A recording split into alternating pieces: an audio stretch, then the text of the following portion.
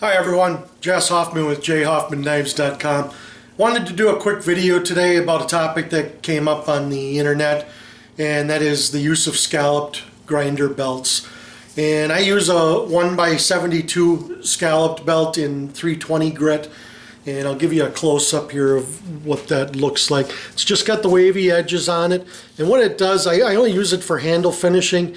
And it allows you to get into the curves of a handle without the edge of the belt biting into the handle material. So they work out really well. I like the 1 inch because it's so flexible. These are J-Flex, but I like it because it really gets into the crevices or the curves of your handle really nicely, as opposed to a 2-inch scallop belt. So I'll throw this on the TW90 here in a bit and show you how it's done. Okay, so I'm just going to use this on my flat platen.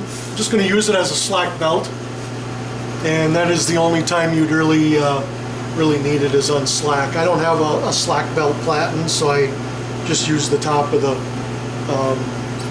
belt. And we'll get this fired up and show you how it works.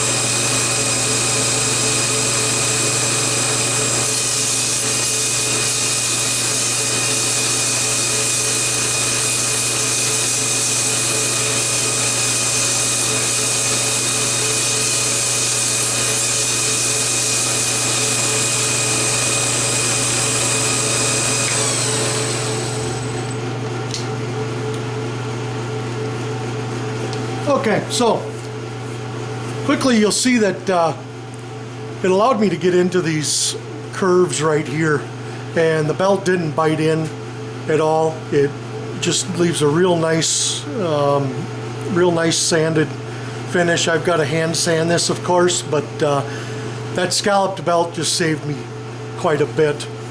The forum was talking about the advantages of 2-inch belts over 1-inch belts.